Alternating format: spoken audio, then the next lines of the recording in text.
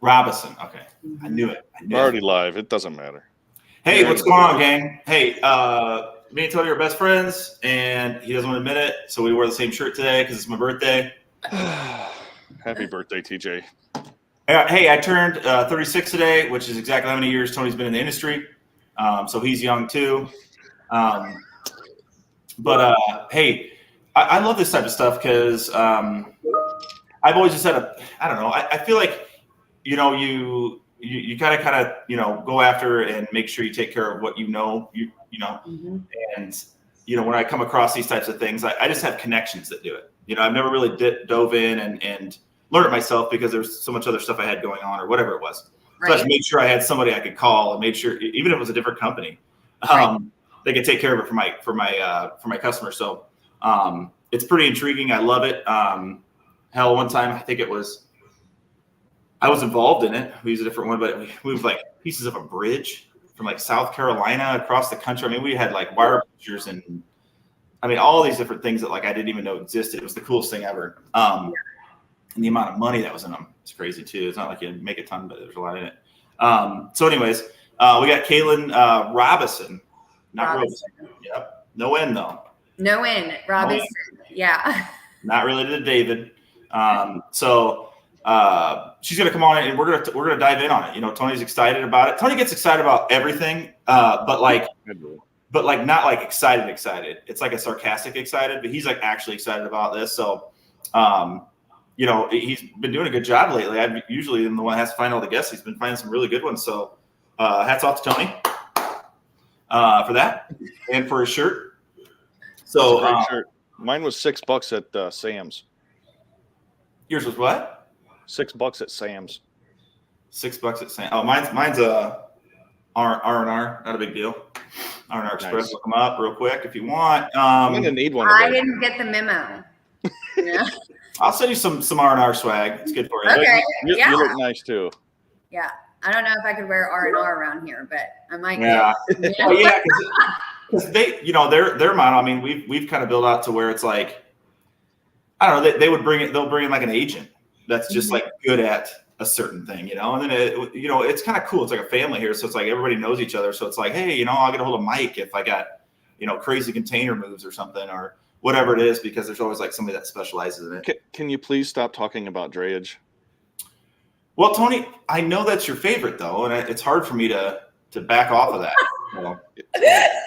If somebody can help this guy out, no. Please. He's got containers. They're stacking up. Oh my gosh, that was a joke from like a year ago, and it's still not gone. Oh, that was a joke? Yes, I hate PJ. All right, guys. Well, hey, let's get started. Kaylin, kind of walk us through like what, I guess, when I always think about it this way, like when you're moving a bunch of shipments, sometimes like when you're moving a lot of shipments, it's like, hell, back in the day, even when I was an account manager, I was moving, I shipped probably too many, honestly. Yeah. But I had a good system, in a day, but when you're taking on projects and stuff, sometimes I know some of these take a month to finish or even to put together. So what is it, what is your day to day and your role, I guess, are you coordinating more or are you right down in the trenches? But first, give us an intro. Who are you? Where do you work? What do you do? Well, that's what I meant. That's what I meant. Like, okay. Yeah, add that to it. Oh, okay. Well, Thanks, Tony. So a little bit of background about me is I started off, I've been in the industry for about 8.5 years. I started off as a heavy haul dispatcher for a small heavy haul company and knew nothing about trucking, nothing. And learned from there and started learning the oversized part of it from the trucking side. Mm-hmm.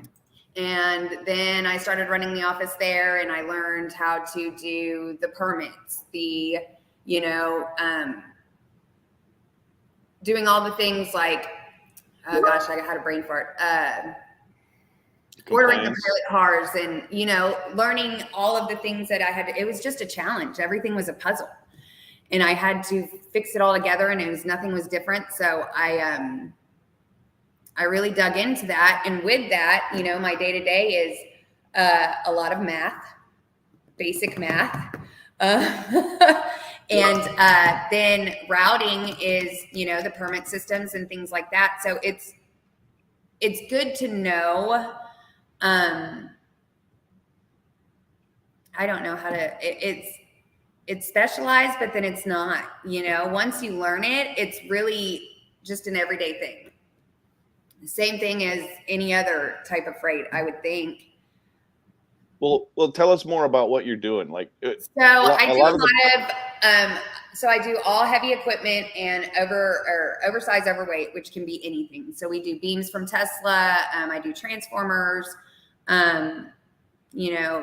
cranes. Gosh, I can't even think of. So what's a typical move for you? Like one truckload, 10, 30? Well, what day? Honestly, it just depends. So on a project, you can have 30 loads, which would move all in 2 or 3 days. It's just like any normal trucking part where 2 or 3 days you have a project where you have a bunch of moves coming in and out. And then, the super loads are what is like take a month to plan, or we have to go and get the route surveys or anything along those lines, which we do, but that's not an everyday. Right. Yeah. So a typical is like a 10 axle, 8 axle is my everyday moves for that. I don't know. I will say, somebody's good when they just throw their customer name out there.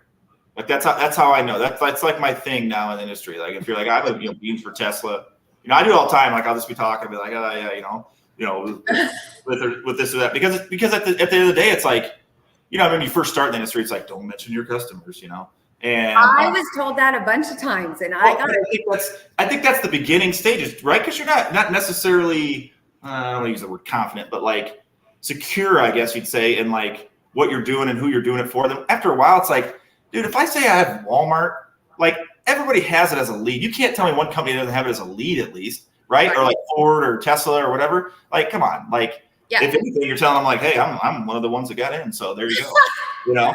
I wasn't trying to do that. I was just thinking of the. I know you weren't. I'm just saying like that's how you know someone is good at what they do, because they have no problem. Like, I always talk to Brandon Bay about that. He's like, I'll give you a list of my customers. I don't care. Like, good luck taking them from me, though. You know what I mean? So you're right. I'm confident in it. Well, I appreciate that. I wasn't thinking that at all, but it just fumbled out of the mouth. It's interesting because like I just love freight. So like I'm thinking. I do too. I'm thinking like Tesla.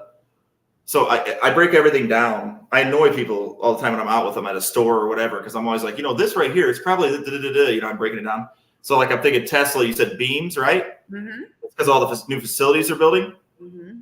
See, so like everything kind of makes, if you just simplify it, it makes sense. Like companies have other things they're doing. It's not just Tesla moving car parts or cars or whatever it is. Sometimes they're building new facilities. Sometimes they're doing this or that, and sometimes they're organizing freight for their customers. I mean, who knows what it is? Right. So it's interesting. I just think it's funny that you count it as normal everyday stuff, that 8 and 10 axle stuff, where that's like super special niche. That's your everyday. That is not everybody else's everyday. Right. Well, and okay, so listen, with me being in my heavy haul sector, like I love freight, I do, but I love the challenge of oversize. So anything, like I will take general freight all day long.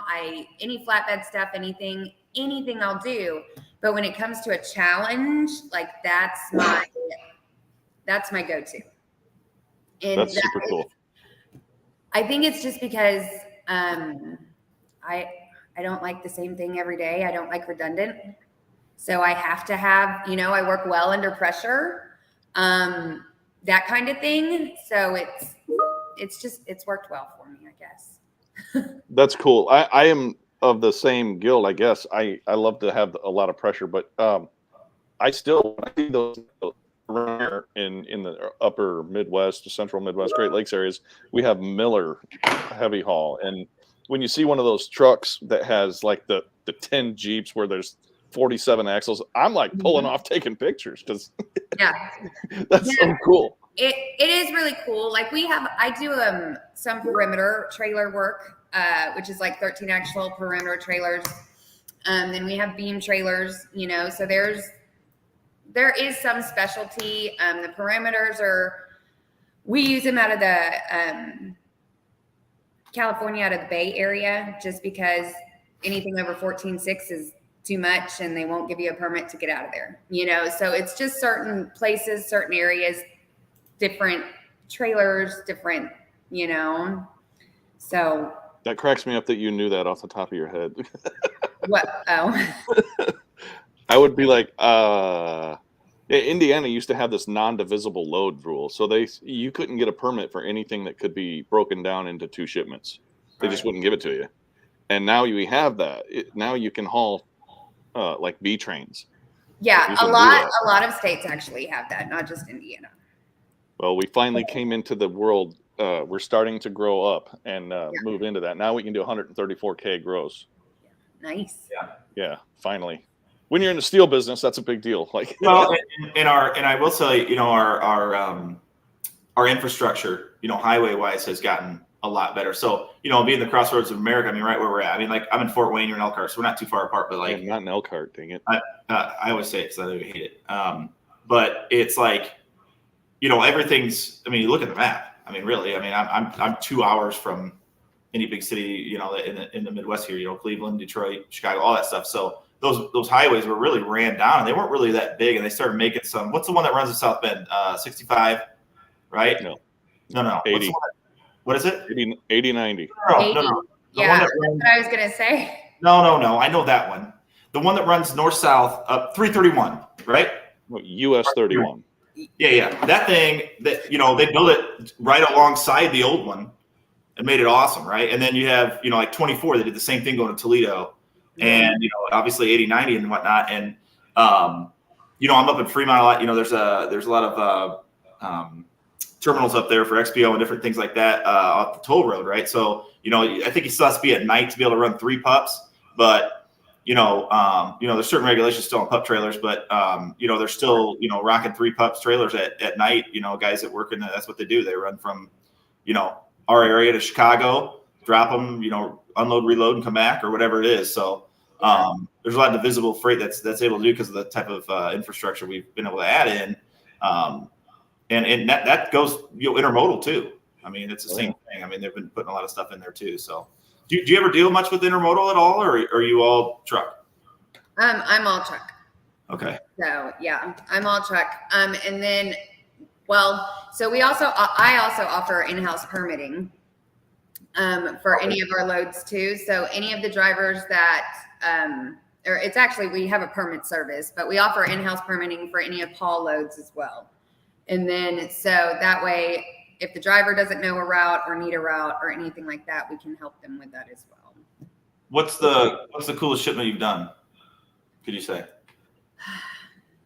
Truthfully, so British Columbia on a ferry. It was a oversized shipment. So it took me 5 days of going back and forth with the ferry in British Columbia, because let me tell you something. You cannot park your truck at the gate, but you cannot be there more than 30 minutes early. But your permit. It's a Walmart? No, it's not a Walmart. It's a British. But your permit, there is a curfew and you can't go in during that time. Oh my gosh. So I had to go back and forth with these ferry people but it was 100,000 pound FedEx building thing that they were sending over to the island on Vancouver Island. Mm-hmm. And it took me forever and the most stress. I think I cried on it 3 or 4 times because I was so you know, but we finally got it. And when I got the video of like the truck on the ferry in the water and he was sitting there drinking coffee and he was still moving forward, it was like the coolest thing ever. I was like, I just did that. Yep. I just did that, you know? That is awesome. Yeah, that one was really cool. I did like that one. Yeah, that gives you confidence, and it's like, I think I love that you said that. I mean, I really look at this industry, and it's tough because it's almost like, how do I describe this? It's almost like parenting. You know, there's parents that want to protect their kids from things, right? Yeah. And then they don't have experience at gaining that confidence or learning a certain way. You know, I was thrown. I mean, we just had to do it. I mean, it was just make it happen type thing, right?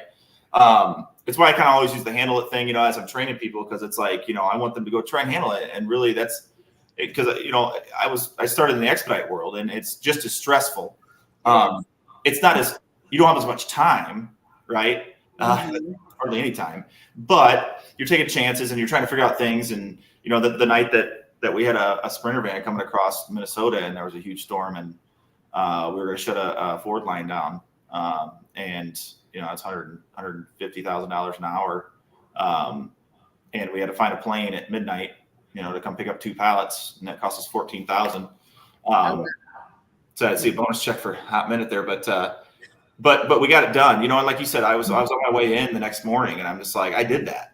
Yeah. Yeah, it sucks, but I had to call my owner at midnight, wake him up, and he's not the nicest person in the world. He's awake, let alone asleep. So, you know, it was like, but I'm sitting at the stoplight, you know, and I'm looking over at people like coming into work, and I'm like, you know, yes, I'm tired. Yes, that sucked, but like, I just did something that like not a lot of people get a chance to do. You know, like I don't even know how I found a plane. Like, I mean, we all worked together, but it was like, yeah, you found a plane. Like, yeah, right. And you put a truck on a ferry. You know what I mean? Like, those are things that like now you're like, everything else just doesn't. Sometimes I remember there was times I don't know how I'm gonna get through this. Like you said, you were crying. Oh, you don't know how many tears I've had in trucking. I don't know how I'm gonna get through this. I don't know how. I don't think there's no solution. I don't know and it always ends up, as long as you just keep pushing forward, you always end up figuring it out. Something happens because there's more resources than you know. And then that's when that confidence builds, because it's like, okay, next time this happens, well, A, I'll be proactive because I know what I'm doing now. But B, it's like, I know I can figure it out, you know, and confidence. Yeah. And then, you know, your customers yelling at you too is usually a pretty big motivator to figure it out. Well, yeah, and that's, you know, when you're moving stuff for, you know, expediters or something like that, and they're calling every freaking 5 minutes. Every 5 minutes. That's the only job at night, and you're like, dude, I just talked to you, bro. Like, I'm gonna call you back, or like, I'm gonna call you back in 5 minutes. I'm like, okay, well, I don't know if I'll have an answer. You know what I mean? Like, oh my god. Yeah. It's one of those things, but it's like, you know, but you figure it out, and they know, and a lot of times they're in a position where the person you're dealing with is really just doing their job.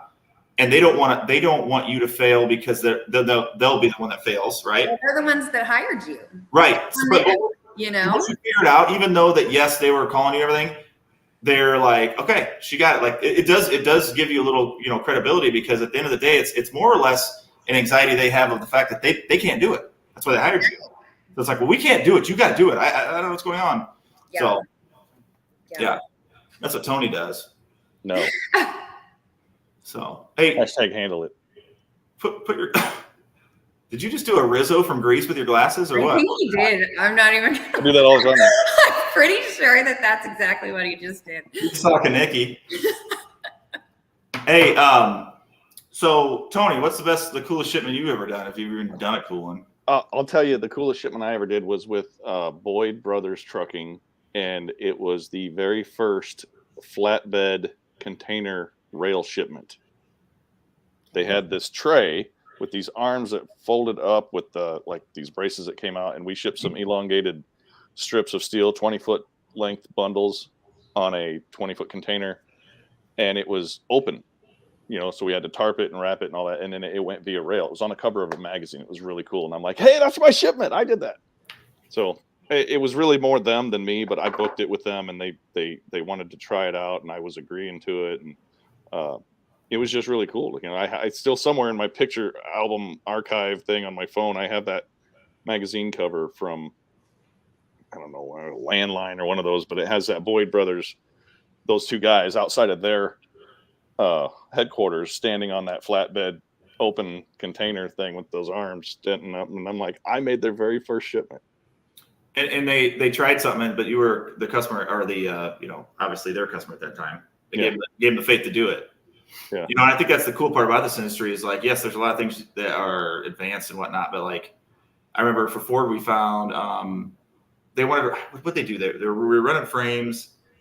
they wanted to take a lane away from us, but we said we could go 3 high with them instead of 2 in a dry, because they had to be in a dry van. So we went and found these step deck, drop deck dry vans, auto vans in Wisconsin, about like 60 of them, and went up and helped rebuild a dock, like a dock over to the side that was low enough to be able to load them. And the amount of time and money that costs was going to save them because of the amount of frames in them we can move, right? And I remember there was like another company that came in and said they built some trailers and they could do this or whatever. My owner like literally drove up and like checked on their trailers, like drove by and got for them, was like, hey, these are illegal. And like, I don't know, it was like a battle, but like we figured it out, like they gave us kind of like the faith to do it. That was a pretty cool thing. Have you ever got to be able to like tailor something like what we just mentioned there, Caitlin, like to where you're kind of trying something new almost? Or not new, because like we all think it's new, but I'm sure somebody's done it before in the past, but still like something that's not normal that is kind of innovative. Yeah. I mean, a lot of it all of it's been at one point new, Well, that's, yeah. But that helps me out. Okay. I know what you mean. I mean, like something where you take. I've done like just little things, where like I sent a guy out to Arizona and there's no freight coming out, and I'm seeing these watermelon loads that are paying a ton, so I have him take his trailer over to the trailer shop and they vent it and they punch holes and put vents in it so you can run watermelons. You know what I mean? Like things like that, where like you just kind of like come up with something to make it happen. I have come up with stuff to make it happen, but I haven't been that creative. As that. Gosh, off the top of my head, I can't even think of anything right now. I'm trying to think of a story. I know I have one, but no, not really.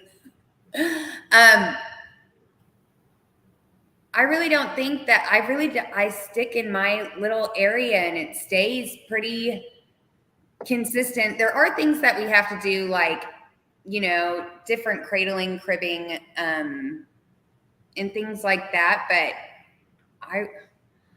I can't even think of a story right now that's way out that I went out of line, but I know that I have. What's the biggest number of hold on.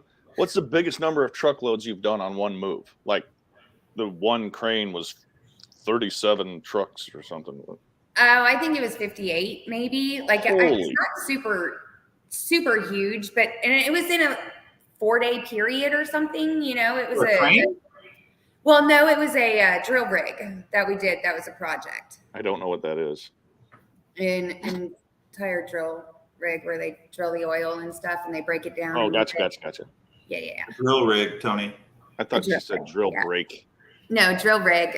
Was, so it was everything broken down. There was about 58 loads. But so like on a crane project, sometimes it just depends on how big the crane is. There can be 30 loads. There can be 25, there can be one big crane.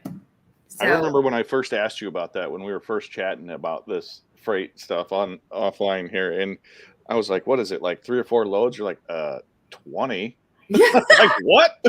It's like, you're not a freight broker, you're a project manager where you're running these like entire like moves of a half a city. Well, no, not at all. 58 loads? Are you kidding me? Well, those are projects. But okay, so honestly, I was sitting here thinking the way TJ was talking and all the moving around and trucks going here and there, and like, how many loads do you do in a day? Me? Like 7. Okay. Now, TJ? Now I oversee quite a few, but like when I was a account manager, it just depended on the day, but there was times I'd take, God, I was a greedy son of a bitch. I'd take I'd take up to 15 loads, you know what I mean? And some didn't pick up till. Okay. So, and that's not a 55 load project is again, not all in one day. It would spread out throughout the days, so it would be 15 a day, It's still the normal stuff. And even like what we were talking about before was, like the being creative and whatnot. I think there's certain, like, I think the niche you're in, it's just, it may not even allow for it because there's just so many regulations, right? I think there's so many like laid out protocol, like, because when you get like just random, like you're slanging different types of freight and and you know, you could get creative on like you could pull different types of things to make it happen. But like I think in with what you do, it's like it's pretty straightforward. I mean, it's gonna be different, but creating something new, like I said, I can't take a flatbed load and put it on a Conestoga. You Right. know, like I can't just make that happen. It's a Conestoga. It would work for a flatbed. Let's just go ahead and do it. Yeah. Like on mine, it would be an RGN that has an 18-inch deck height that has to have an 18-inch deck height, or we're going to have, yeah, you know, so it's just specifics, and drivers know their trucks. So whenever we're talking to them, we give them the dimensions, you know, all of the weights, everything that we have. Again, you know, with us having the permit service on the side, if there's problems with the permit, we can usually help out and work out with it. And then they don't even have to be on one of our loads. Like any driver can call me anytime on a permit question, and I'm willing to answer. You know? Yeah. And that's and you know, that's the other thing about OD loads. I love, you know, the carriers. It's a whole different. I mean, the drivers. It's a whole different world. You know, and it's like they take pride in it. I mean, I know guys that some of them are very, very pride. Yeah. I get flatbed guys. I'd be like, you know, we would have a project slow down or something for one of our automotive, and I'd be like, hey man, I'm getting, you know, $5-6 a mile over here driving. He's like, I ain't running one of them wussy dry vans. I'm like, well, you're just bitching about not making any money. He's like, well, you catch me dead in a dry van, you know. But that's what they know. I mean, that's what they'll do. And the coolest one, because I remember I did do a ton of them myself. You know, like I said, I always had resources, but I did do an Army tank. For BAE one time, and we had I had a double drop low boy with outriggers, right? So those shelves that pull out, and so I'm learning all this as we go. But yeah, because the tracks they left the tracks on the tank, and then the turret gun was put on the back deck or front deck, one of the decks.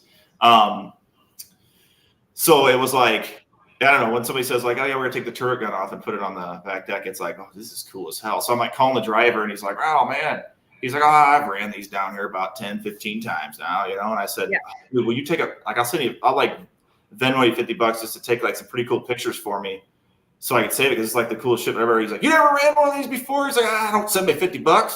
He said, I'll take pictures for you. So he did, and because it had to be tarped. Yeah. You know, had to be like double tarped or whatever. Had to have dual driver because somebody had to be with the freight, even if he stopped to go to the bathroom.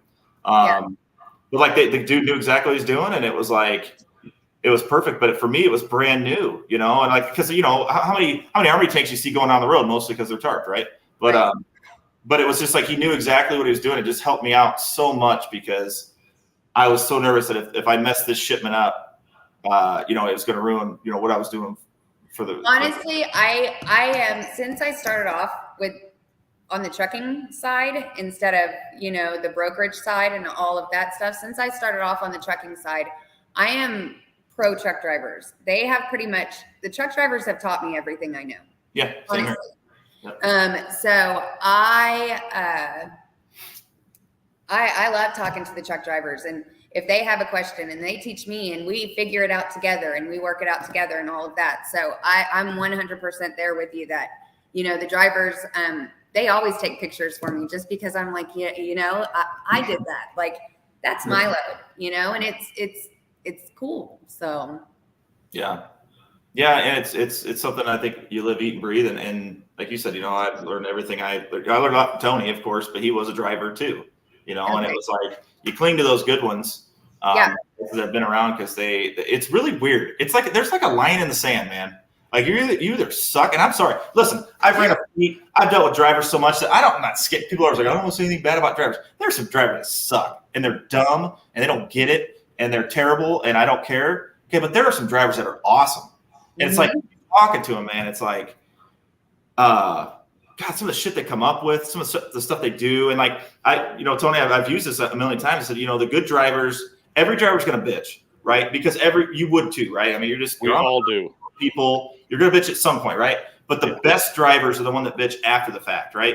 So it's the guys that would call me and be like, I fucking pulled in here. I can't find anybody there. I'm like, did you get out of the truck? Well, not yet. I'm like, hey, get out of the truck and then call me. You know what I mean? Like, to check the guard check, that's where you check in. But then, you know, the other guys that are good, they're still going to call me a bitch, but they're like, I pulled in here and that son of a bitch came out here and he didn't have this, but I got out and I did this and whatever. But I swear to God, it's a pain in the ass. You know, so they're bitching, but so I'm like, but you already have it. Oh, yeah, I'm already unloaded. I'm on my way to the next one. Oh, okay, so you're just venting. I get it. That's fine. You can vent all you want because you handled it. But I just feel like that's the difference, right? I mean, like, anybody would complain because there's just some shit they deal with. It's just a lot, but it's funny to hear. It's funny the difference when you can tell the difference between the good ones and the bad ones because they just handle it. I mean, on site and they make it happen because they know. I mean, time's money for them. Yeah, well, they like. I used to call the broker. I used to be on the other side and calling the broker and giving him the updates, letting him know what was going on, doing all of those. So I personally expect that from my drivers, Yeah. you know, and so I try to, you know, I've worked a little bit to where I'm not as bad as a micromanager on my loads when it comes to this stuff with the drivers, but they've always informed me and kept up with it and done stuff. There are some that are, you know, there are terrible, terrible drivers that you would just never use again, you know? And when you, I don't care if you're running a fleet or if you're a broker working with drivers, they got to understand, man, like, not every load's the same. Like, some loads pay good. Some customers are better than others. And like, I tell these guys all the time, like, the guys that are good, I'm like, you got to realize, dude, like, you're like, because there's guys coming in like, oh, this company doesn't pay shit and these loads suck or whatever. I'm like, that's because you're terrible at what you do. You complain all the time.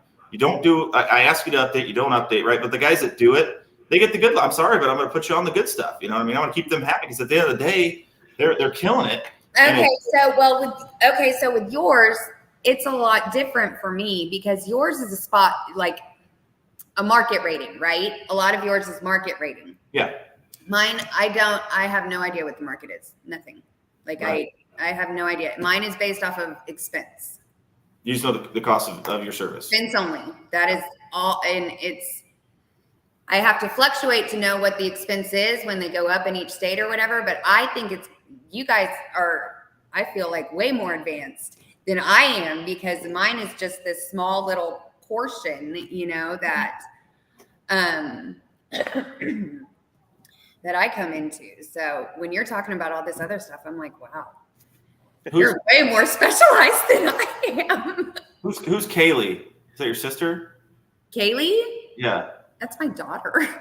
Oh. So I got, first I'm going to put it up so awesome. Some creeper. God dang. Here's your daughter. Hey, Kaylee. Don't look Tony directly in the eyes. He's okay. He's better looking in person, I promise. You'll turn to stone. Funny. Oh my gosh, that's my 17-year-old. Hi. Yeah. Well, she joined. Hi, Kaylee. But yeah, you're right. I think, you know, I remember some of the older guys that, you know, did the flatbed stuff. It was like, I still remember I go to my owner's office, like, I got offered like 4 loads on Conestogas out of Wisconsin. Where he's like, that's $450 a mile, easy. You know, yeah, maybe $460. I'm like, what? Like in 1992? Like, you're not gonna look at like the market or whatever. Like, it's like things have changed. Like, he just thinks he knows it, right? But like, come to find out, that's just what it is, and that's what it's been. And that with the type of load, like, that's the cost of it. Mm-hmm. It doesn't fluctuate like anything else. I mean, that's what it's going to cost. Yeah. Yeah. So that's so funny. I had a conversation. We had our one of our financial guys in, and we have this program where we take people with high potential and we try and build into them some more. And we were meeting with them and they're talking about. Oh, well, see ya. We were talking about some of the financial things that go into each business unit and how that works, so that if people are informed on how like depreciation of an asset works and stuff like that, they can make better informed decisions when their leadership, that they're what little part of the business that they're in charge of leading. And he was talking and I tried to catch him off guard. I'm like, hey, I have a question. He's like, yes.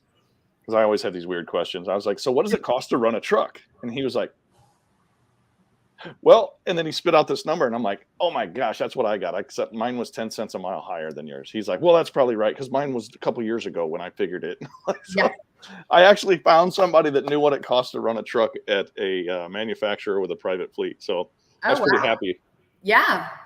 Most of the time that I've ever been involved with shipping, which is my entire career with private fleet, I've never worked at a trucking company, but we've always had trucks.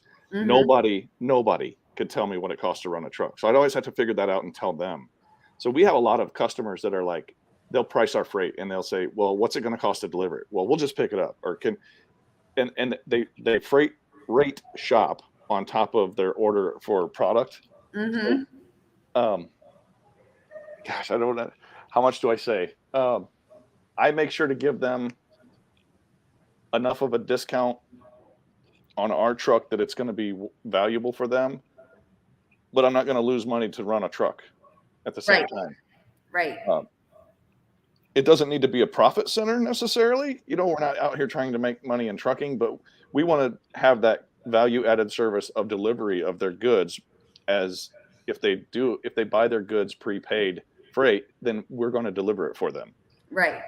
So it's very key for us to work with our sales team and measure in what our costs are so that we can build a freight rate around what it really costs to run the truck. And it's hard because there's the That's like local. the number one thing with oversize Yeah. is to figure out what it would cost to move that load. What Oh is my it gosh. going to cost? to So drive? here's my pet peeve. You want to hear my pet peeve on oversize? Sure. I think I froze up. You want to hear my pet peeve on oversize? I do. Yes.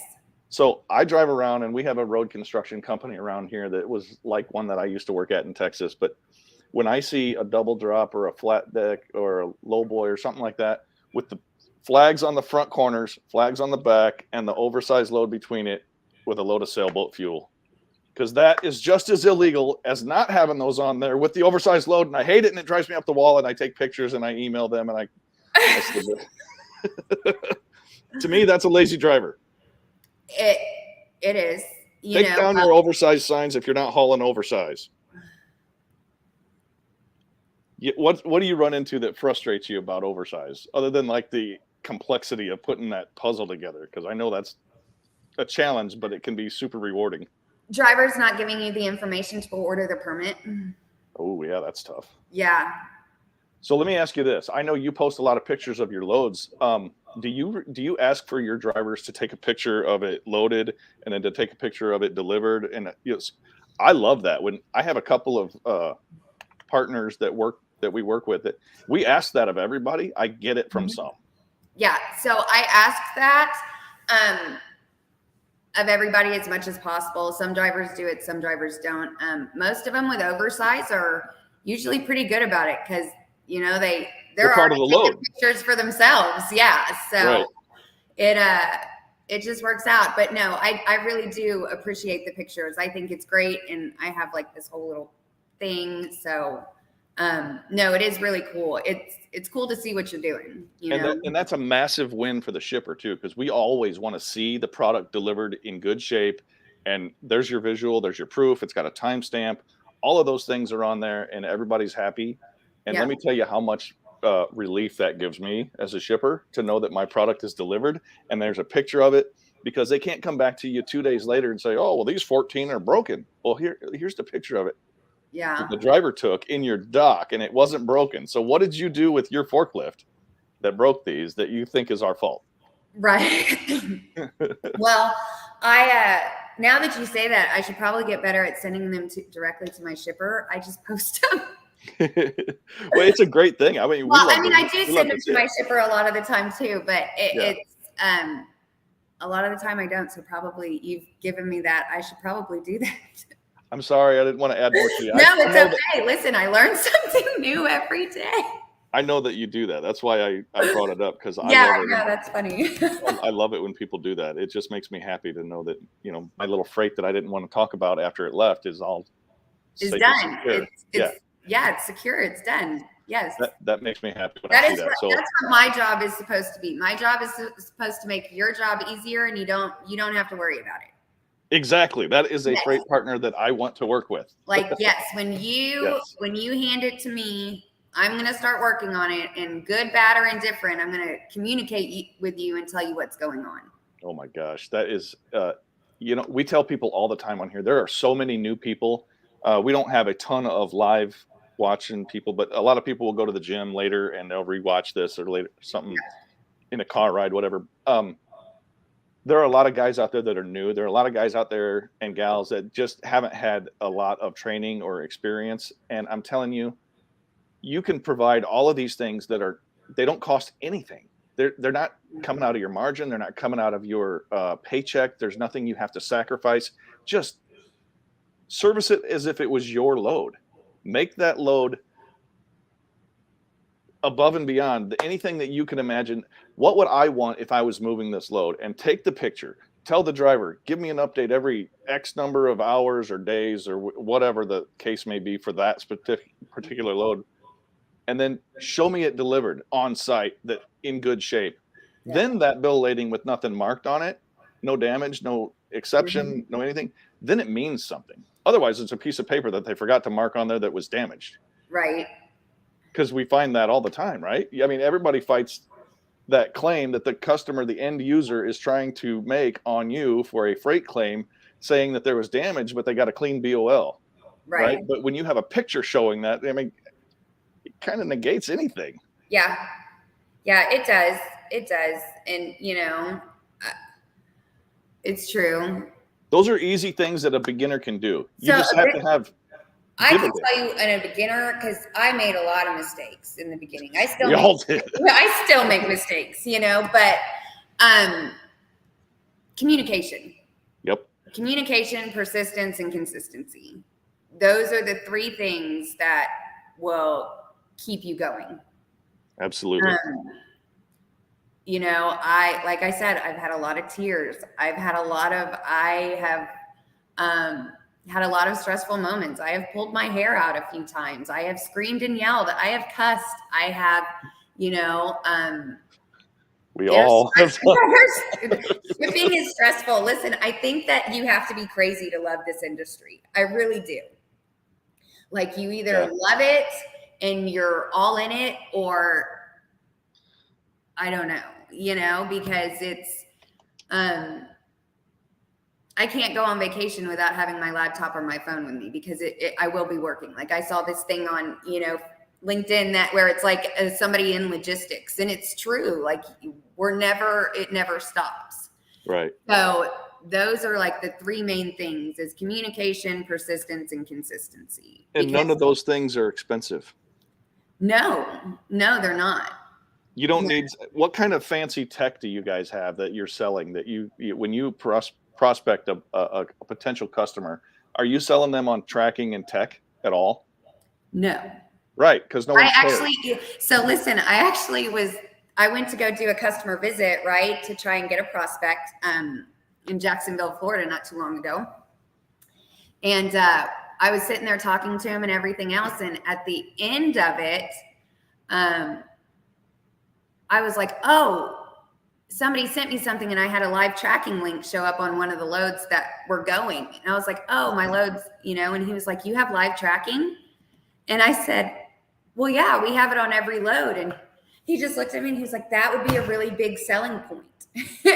It's not, though. I mean, but I was like, I don't even think about it, because it's just, that's not part of it, because I'm going to be communicating it,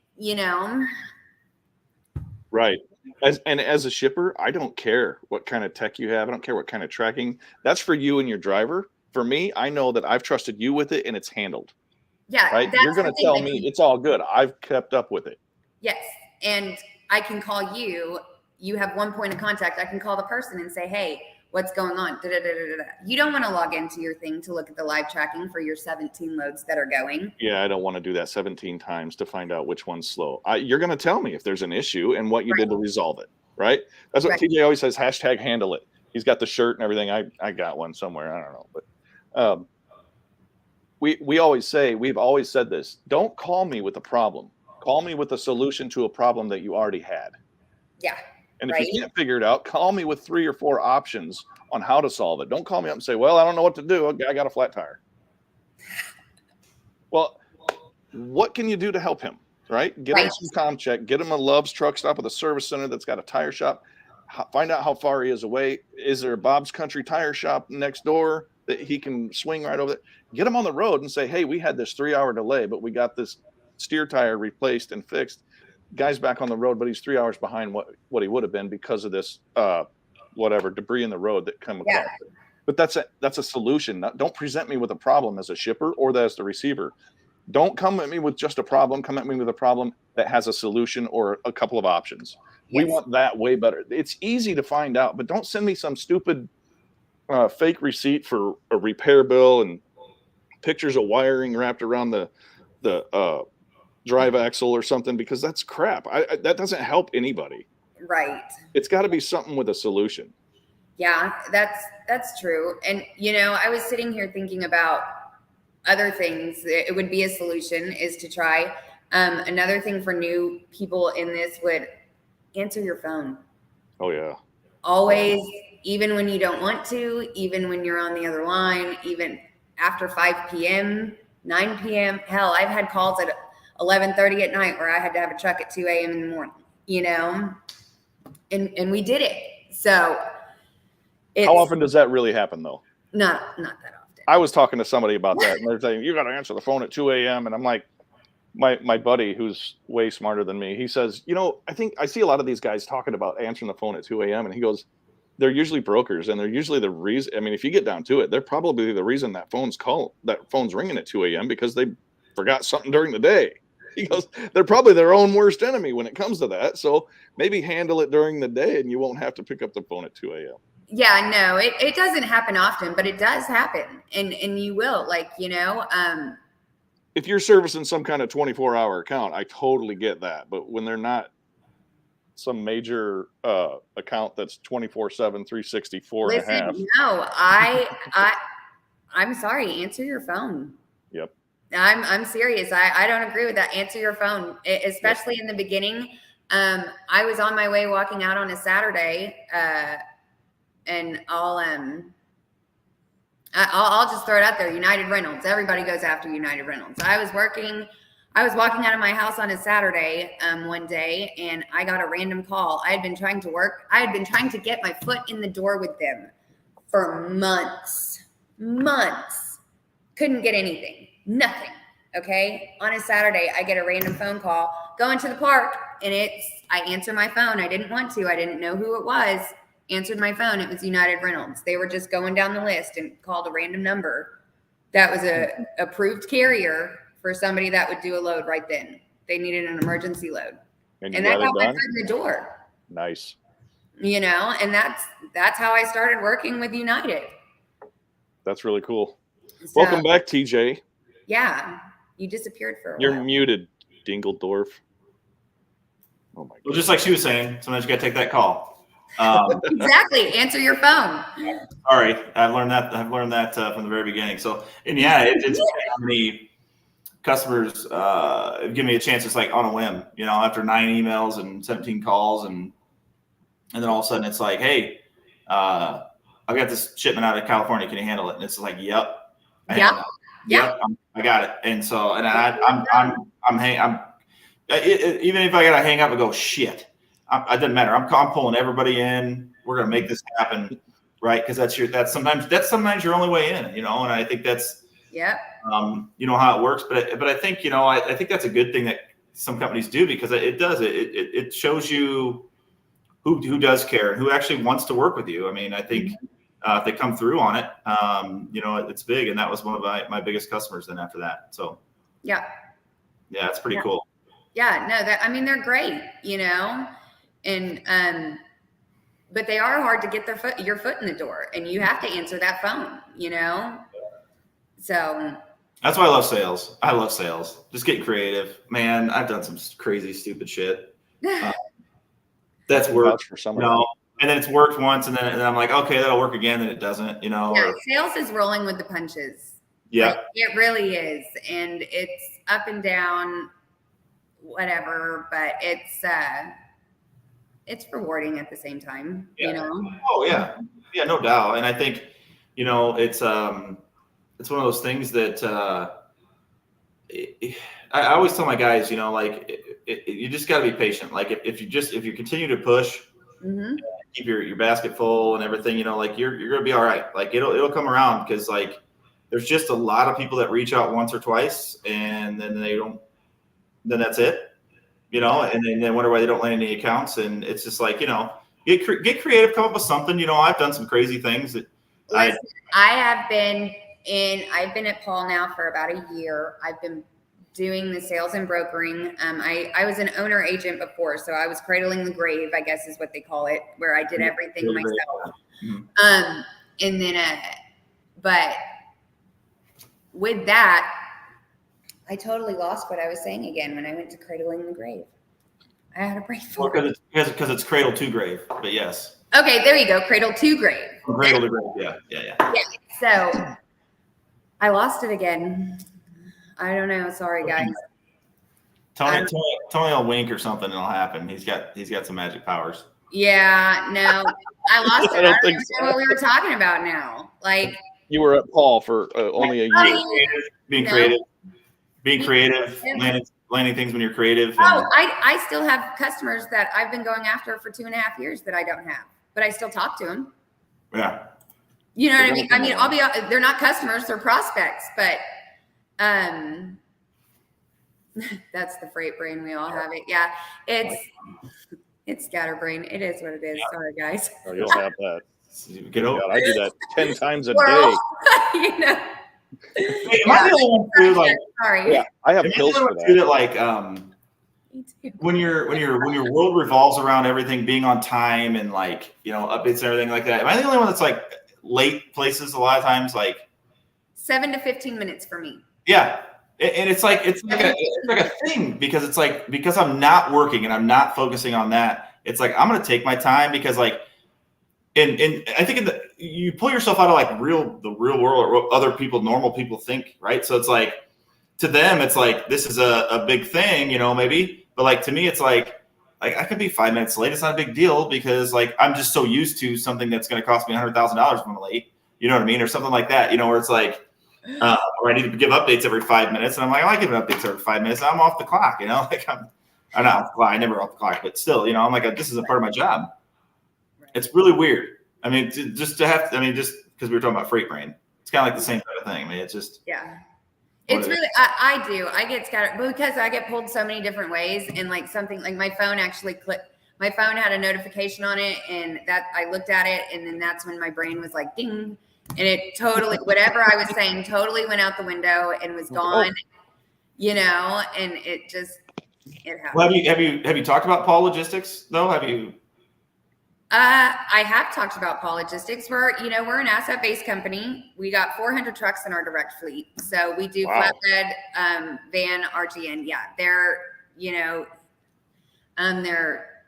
great. We do anything, all over the US and Canada. But I think all the Canada would be the brokerage side of it. If I'm not positive. Usually is. Including ferry. Yeah, including ferry. Yeah, that one was that one was really cool. But I like that one. call your coworker for the ferry one. Yeah. I will say that one was probably the cool. I should probably try and find the video in my phone and post it. I think that was it was really cool. I was really proud of myself on that one. I'll be honest. So I've known you for a while now, and I was at you knew about this. I was at the TMSA conference in Savannah, and I was standing outside the hotel in downtown Savannah, like on the riverfront or the bay or whatever that channel is that they run the cargo ships out of. And I turn around and there's this truck bouncing down the road, and it was Paul Logistics. And I was like, oh my gosh, I saw that. I know those guys. Yeah, I actually had a customer send me a picture yesterday and was like, I just had one of your trucks show up, and it wasn't anything that I had to do with, nothing with my load or anything. And he was like, I just had one of your trucks show up in my yard. And it was Paul Logistics. Yeah, they're everywhere. I mean, it's 400 trucks. They're all over. They do a great job. I mean, Troy Paul, who is the owner, is really big on our equipment, and so he always makes sure that they have the best equipment, new. We have our shop here, so it's always maintained very well. So, I mean, Paul Logistics is or Paul Transportation, actually, on the asset side is super. I mean, they're like high-end trucks. Yeah, they're high-end trucking. I'm just I saw them. They were nice. yeah, they were nice. If I was a driver, I would want to drive one of those. Yeah, I mean, they have brand new 2023 Internationals, Freightliners. They are taking owner operators and recruiting drivers, just so you guys know. Well, tell us about the permit service.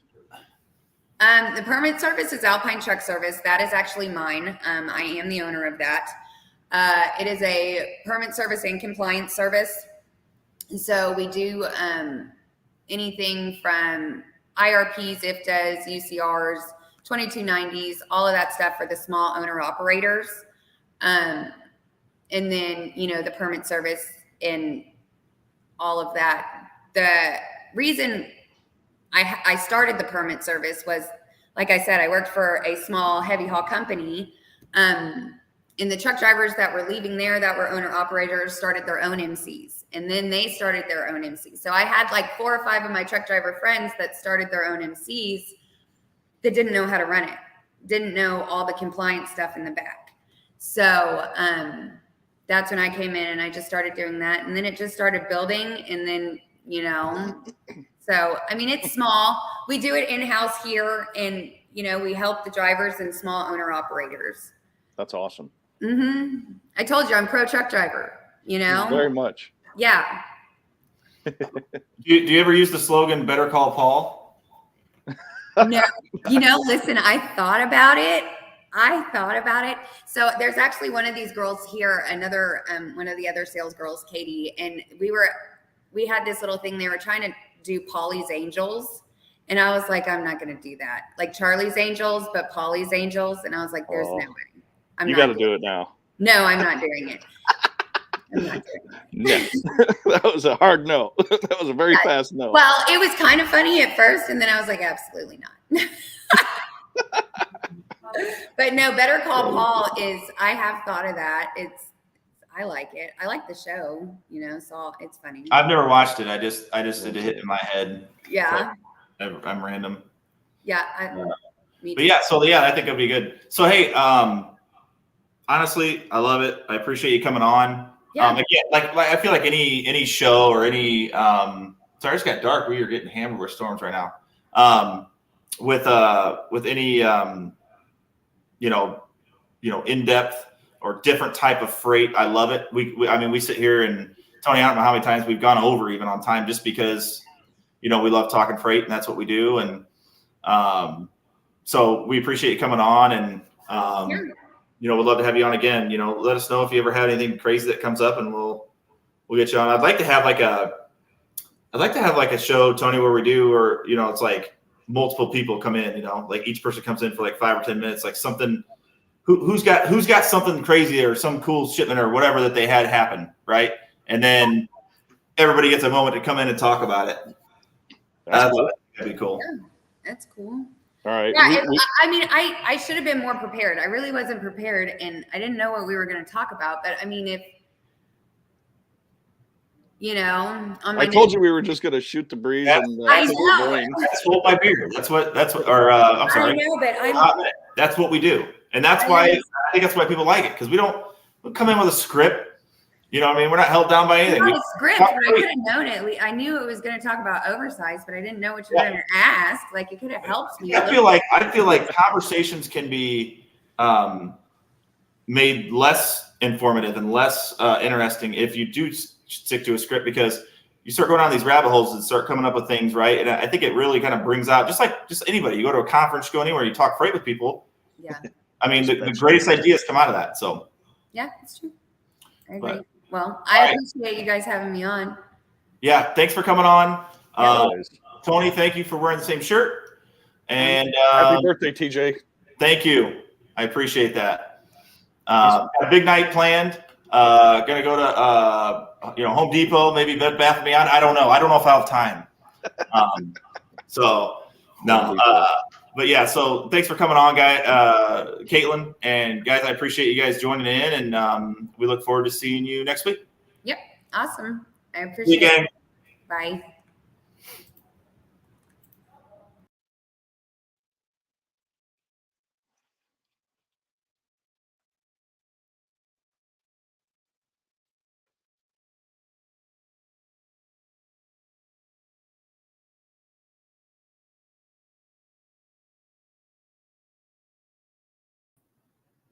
and I didn't end the broadcast. So, all right, see you, gang.